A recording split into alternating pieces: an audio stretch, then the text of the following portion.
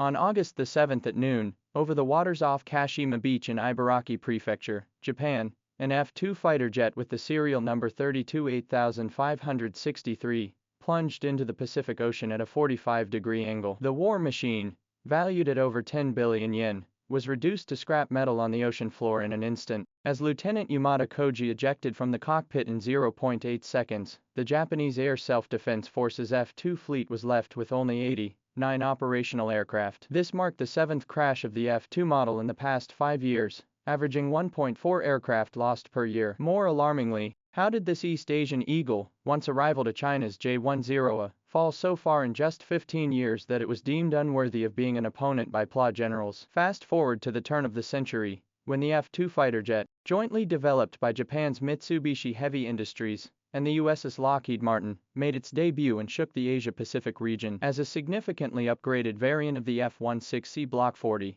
it featured a larger wing area, a more powerful a PG-1 active phased array radar, and a composite material airframe comprising up to 35% of its structure. When it was finalized in 2000, its technical specifications were impressive: a maximum takeoff weight of 22.1 tons, 11 weapon pylons, and a claimed payload capacity of 8 tons. Japan placed high hopes on this model, investing $12 billion to produce over 110 units, positioning it as the core of anti-ship operations. In a typical combat configuration, the F-2 can carry 4 SM-2 subsonic anti-ship missiles, or 2 SM-3 supersonic anti-ship missiles, with firepower comparable to China's YJ-12. In air superiority operations, equipped with an advanced radar with a detection range of 140 kilometers, and the ability to sustain a 0.9 Mach turn, the F-2 was regarded by authoritative institutions such as Jane's Defense Weekly as a strong rival to China's J-10 around 2006. At that time,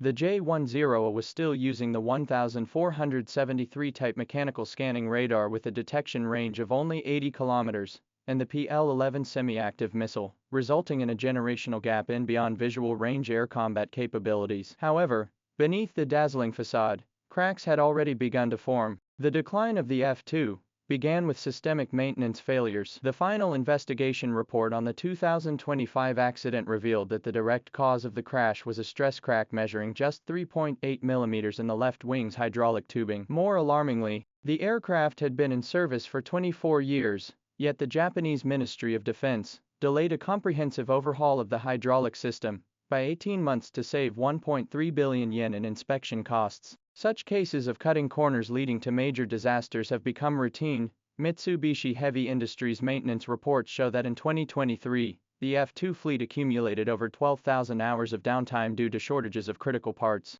equivalent to 14 fighter jets being paralyzed throughout the year. The average monthly training time for pilots has plummeted from 30 hours in 2010 to 21 hours in 2025, with new pilots forced to undertake high-risk penetration missions after accumulating only 50 hours of experience. More critically, the cost per hour of flight per aircraft has surged to 35,000 United States dollars, 40% higher than that of Japan's F-35A, making it the most expensive fourth-generation fighter operation globally. Strategic-level mistakes are even more devastating. While China's aviation industry introduced the J-10B equipped with passive phased array radar in 2013 and began mass production of the fully upgraded J-10C in 2017, Japan made no substantial upgrades to the F-2. The J-10C's new active phased array radar has a detection range of 230 kilometers, and when paired with the PL-15 missile with a range exceeding 150 kilometers, it achieves an absolute advantage of detecting the enemy first and firing first. In contrast, the F-2 continues to use the a PG-1 radar, which has a 30% reduction in detection accuracy, and the AIM-7 semi-active missile, rendering its air combat capabilities inferior even to those of Pakistan's JF-17 Block 3 fighter jet. Even more critical is the design flaw in the airframe.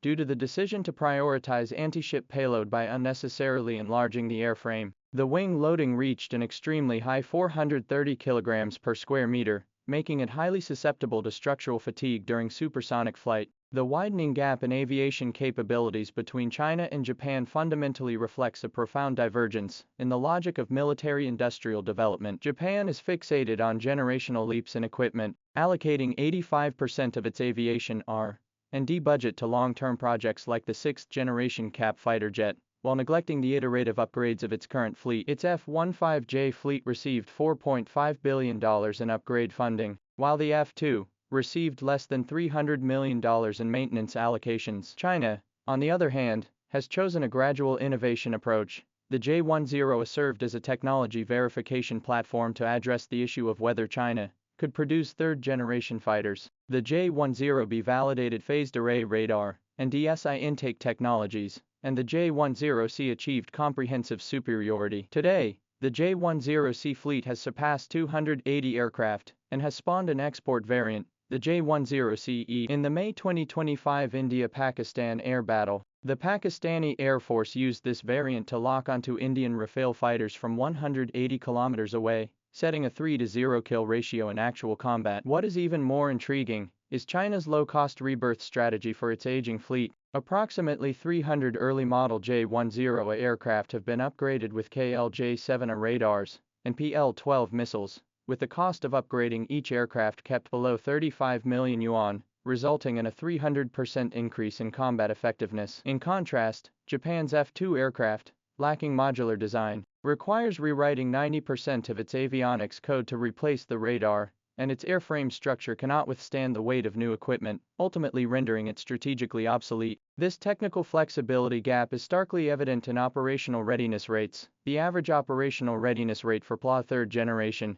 and above fighters is 85%, while the Japanese F-2 fleet's operational readiness rate in 2024 is only 54%, meaning that out of a fleet of over 90 aircraft, fewer than 50 are actually capable of taking off for combat missions. The decline of the F-2 is a microcosm of Japan's security dilemma, facing an annual average of 1,100 sorties by Chinese and Russian fighter jets. The number of emergency sorties by the Japanese Air Self-Defense Force, JAST, has surged by 3.7 times over 5 years. Data from 2017 shows that the average service life of JAST F-15Js exceeds 4,000 hours, which is 20 years longer than that of China's Su-30s deployed during the same period. During high-intensity intercept missions, a single 7-4G overload maneuver causes damage to the aging aircraft equivalent to 2.3 times that of a new aircraft. Ironically, on the day of the crash, the pilot was simulating an intercept of a Chinese J-16 formation. When technological advancements are overshadowed by systemic flaws,